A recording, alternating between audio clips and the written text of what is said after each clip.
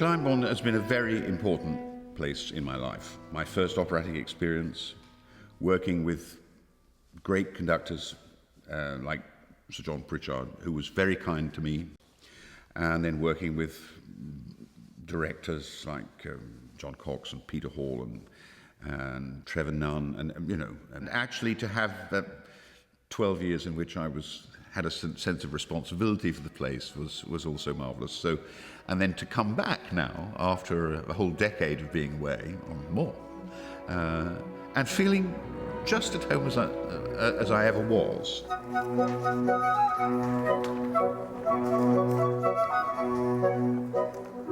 To be back in the pit in this great theatre with lots of rehearsal time, working with a marvellous LPO, is a real joy.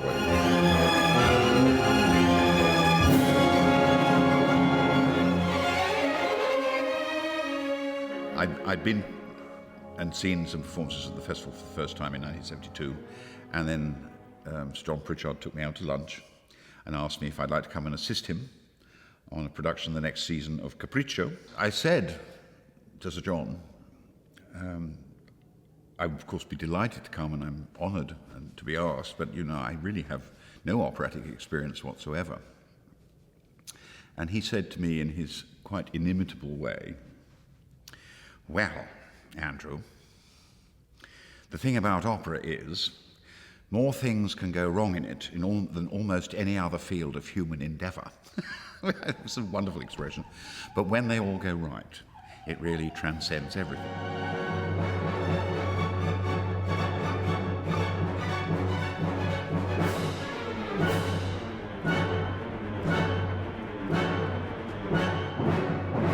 When I was asked to become the music director, starting in the 89 season, I was thrilled because I'd been conducting at Glyndebourne since 1973, so it was not every year, but I'd been here a great deal, and I'd become extremely attached to the place.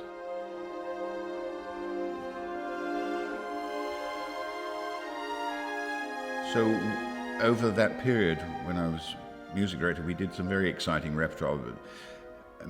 Notably, what sticks out in my mind is a series of Janacek operas. Katya, Yenúfa, and the Makropoulos Case, all directed by Niklas Lehmhoff, with wonderful casts. The crazy and wonderful Anya Silya, for instance, in the Makropoulos Case, which was quite marvellous. And we also did a fantastic production of Lulu in 1996, directed by Graham Vick, who was director of productions at the time. And Graham also did, we did what I thought was an absolutely terrific production of Onegin, which opened the house, the new house.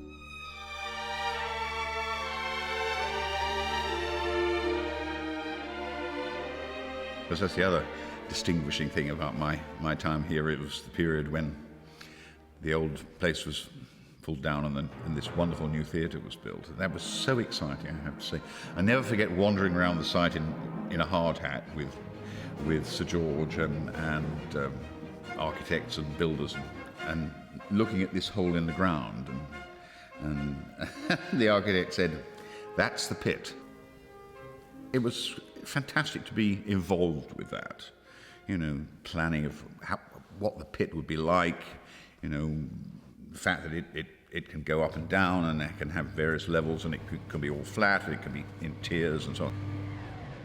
Actually, to build this wonderful, gorgeous opera house that looks beautiful, has great acoustics, and the facilities are so perfect now. I mean, it really took Glyndebourne onto another level.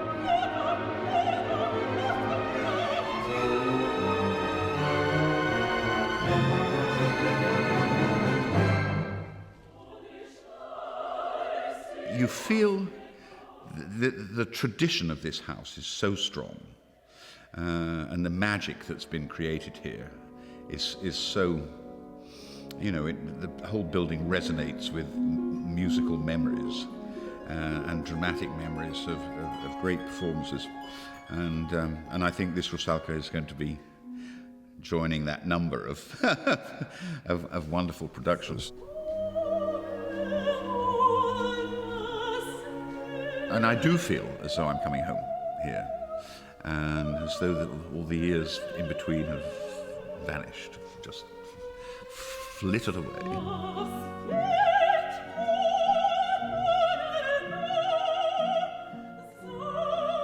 It's the home of opera for me, and it always will be.